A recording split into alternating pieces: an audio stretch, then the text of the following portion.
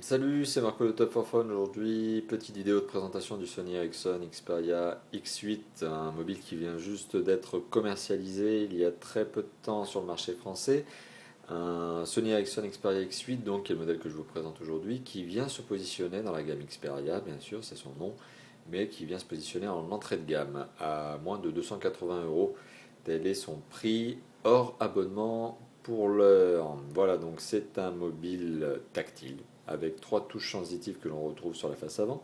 C'est un mobile qui se classe donc dans la gamme Xperia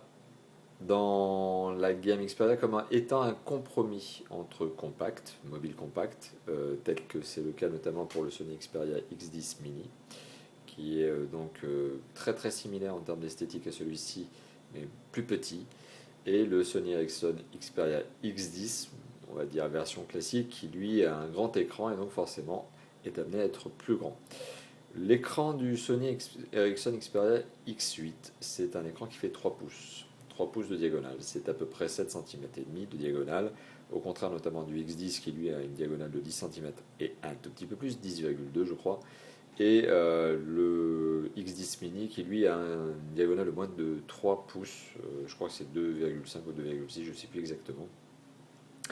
Mais voilà, donc c'est donc un bon compromis entre compacité, notamment sur la hauteur du téléphone. On trouve un téléphone qui fait moins de 10 cm de haut, qui est un petit peu épais, mais c'est là le prix à payer justement quand on veut un téléphone compact. Pas très haut, mais plutôt épais. Il faut bien mettre les composants quelque part, et notamment la batterie. C'est un mobile avec un écran tactile capacitif, qui est la techno que j'affectionne le plus, notamment sur les écrans tactiles, puisque par opposition au résistif, l'écran tactile capacitif est la techno qui permet d'avoir la meilleure réactivité au niveau du toucher, du tactile. Mais c'est un écran tactile qui est secondé par trois touches physiques que l'on retrouve en dessous, plus des raccourcis sur le côté. Donc côté c'est du grand classique, c'est du plus en son, moins en son. C'est un raccourci vers l'appareil photo que je vais vous détailler juste après, dont le capteur se trouve donc sur la face arrière du téléphone, rien d'étonnant. Et puis ces trois boutons donc en façade, un bouton back, un bouton menu, et puis voilà, un bouton contextuel. Bon. Donc, néanmoins, c'est un écran tactile, comme on le voit ici.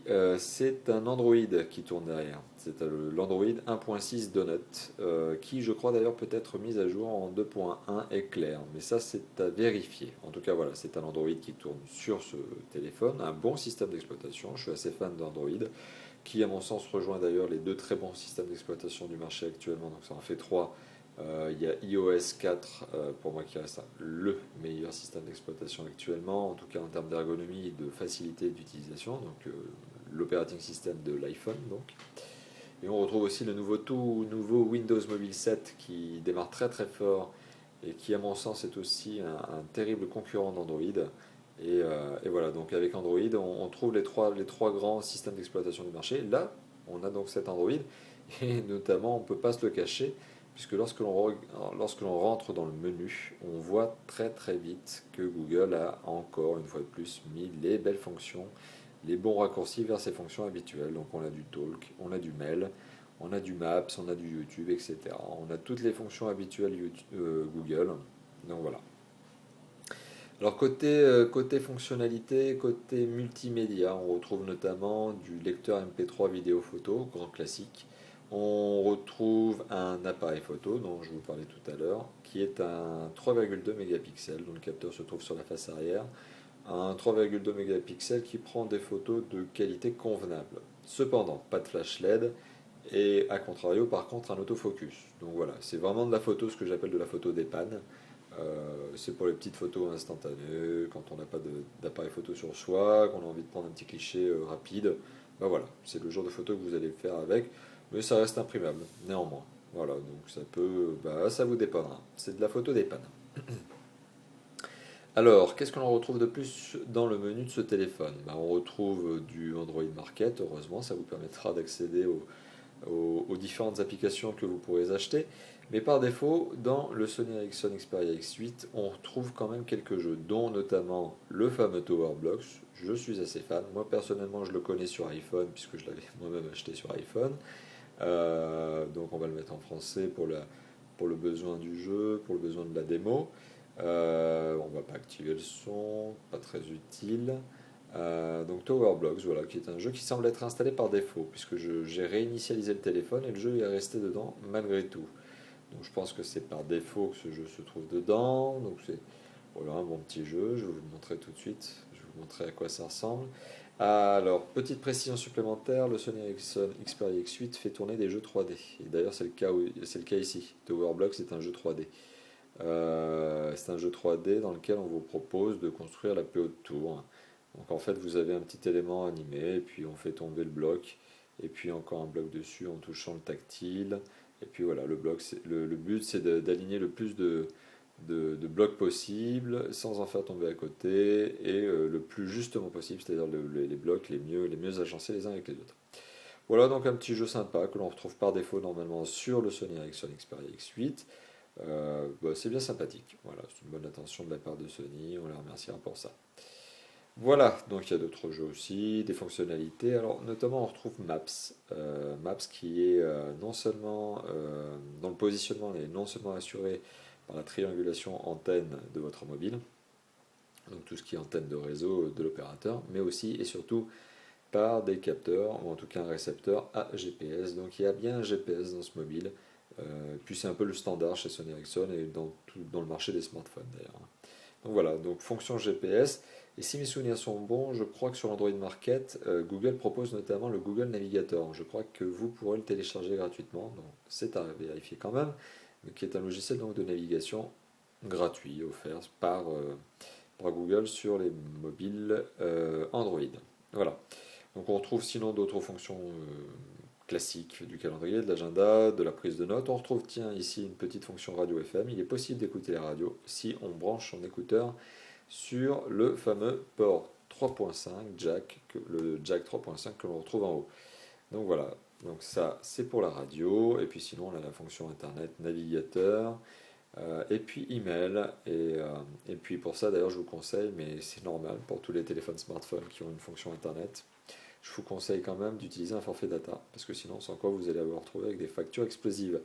Voilà, donc côté connectivité, donc je vous l'ai dit, il y a du GPS.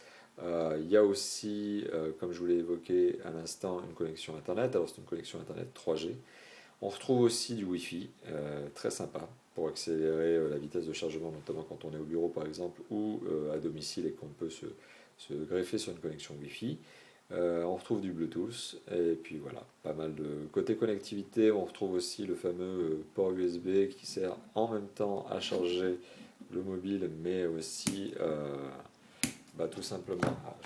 c'est pas très facile de le faire avec une seule main, mais voilà, donc au-dessus du téléphone, on retrouve la petite trappe qui n'est pas forcément très facile à utiliser et qui, de mon expérience, se casse assez facilement. C'est là le défaut de cette petite trappe.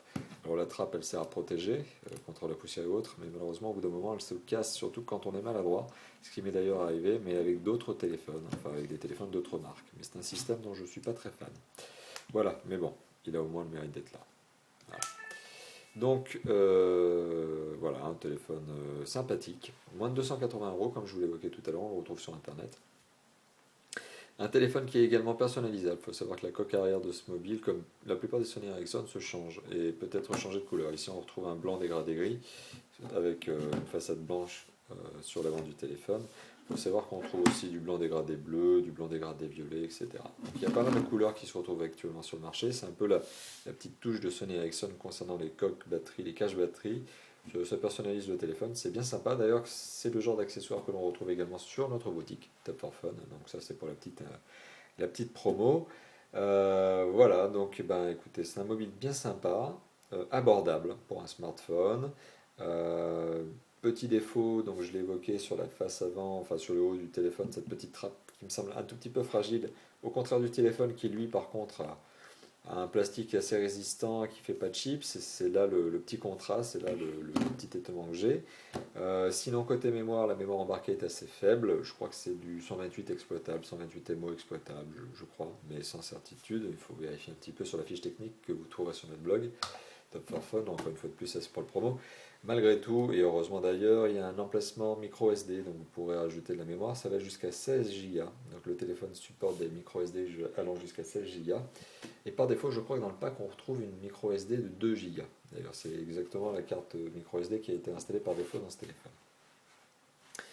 Donc voilà, un téléphone sympathique, 280 €, je le répète pour la troisième fois, c'est un mobile accessible, c'est notamment le but de Sony Ericsson ici en faisant un mobile tactile, capacitif, sympa, pas cher, qui va permettre de concurrencer les concurrents justement comme du HTC Wildfire, qui est un bon mobile vendu sur le même créneau à entrée de gamme à moins de 300 €. Voilà, donc un mobile que je recommande, un mobile pour lequel vous trouverez des accessoires sur Top for Phone, un mobile qui a toutes les fonctionnalités que l'on attend d'un smartphone, qui est complet.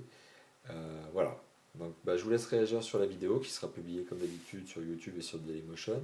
Je vous laisse aussi réagir sur le blog Top for Phone où la vidéo sera relayée et où il existe déjà un article test. Donc on a déjà publié un test mais sous forme de texte. Donc voilà, je vous laisse réagir. Je vous remercie d'avoir écouté cette vidéo, de l'avoir regardée aussi, surtout, puisque c'est une vidéo, et je vous dis à bientôt. À bientôt sur Top for Phone et sur Dailymotion et YouTube. Au revoir.